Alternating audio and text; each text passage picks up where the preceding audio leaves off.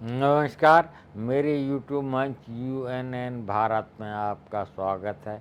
मैं हूं आपका मित्र आर बी उपाध्याय और आपसे गुजारिश चैनल को सब्सक्राइब करें, लाइक करें, शेयर करें, ज्वाइन करें। साथियों, जब से 80 में से 33 सीटें उत्तर प्रदेश में आई हैं, तब से बीजेपी में घमासान हो रहा है और योगी को बदलने की तैयारी जोर शोरों से जारी है। अमित शाह और मोदी खेमा दोनों में तलवार खिंची हुई है। पहले भी ये अदावट तो थी, लेकिन अब खुलकर सामने आ गए हैं और शाह ये देख रहे हैं कब मौका मिले और योगी को बदला जाए, उसके लिए मौके की तलाश हो रही है। पहले कयास लगाए जा रहे थे कि यूपी के रिजल्ट का आने के कुछ दिन बाद ही योगी को बदला जाएगा, परंतु अब इतने दिन हो गए योगी को नहीं बदला गया। योगी भी पूरी कोशिश में है। कल उन्होंने जो मीटिंग ली है उसमें कार्यकर्ताओं में जोश भरने की कोशिश की है और 10 की 10 सीटें जीतने का मंत्र दिया है। अगर 10 की 10 सीटें नहीं जीते तो मोदी का जाना तय है, मोदी की कुर्सी जाना तय है। अमित शाह ये फैसला ले चुके हैं। यूपी को बांटने की तैयारी है। वो उत्तर प्रदेश को टुकड़ों में 3 हिस्सों में बांट दिया जाए।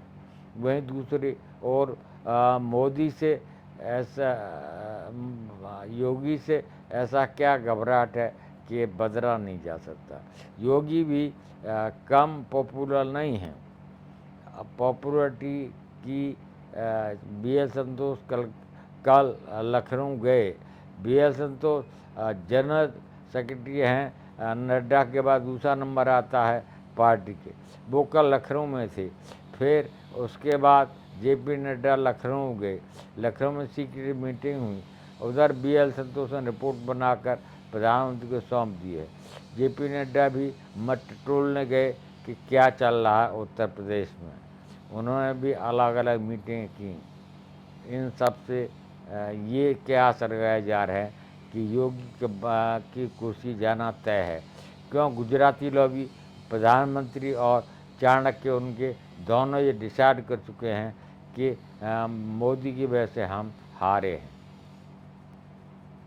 और इसीलिए बीजेपी बहुमत से दूर रहेगी।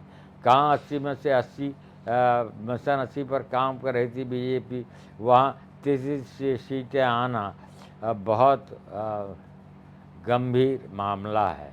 आप इसको किस तरह देखते हैं? वहीं योगी जी को क्या हटा पाएंगे अमित शाह? अमित शाह अगर हटा देंगे तो क्या योगी चुप बैठेंगे? नहीं, योगी नई पार्टी बनाएंगे।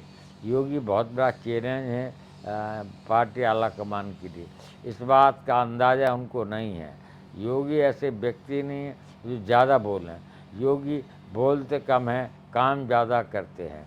कल उन्होंने जिस तरह से मन से कार्यकर्ताओं का जोश बढ़ाया है, वो इसीलिए कि 10 की 10 सीटें अगर जीत जाते हैं तो ये एक इनाम होगा।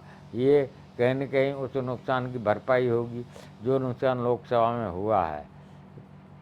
तो लोग कह रहे हैं कि योगी के पीरियड में किसी की सुनी नहीं गई, अफसरशाही हावी रही और ठाकुर लॉबी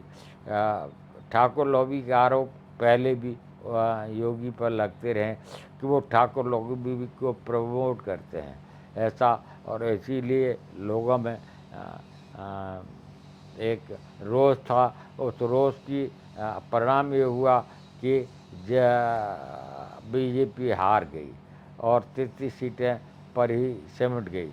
ये सबसे बड़ा सेटबैक है और उत्तर प्रदेश में कमज़ोर होना बीजेपी का 2027 के चुनाव के मद्देनज़र भी मायने रखता है। अगर बीजेपी कमज़ोर होगी तो पुनः वापसी नहीं कर सकती। ऐसे में आप क्या रखते हैं? कमेंट करिए। आपके कमेंट से हमारा मार्गदर्शन करते हैं।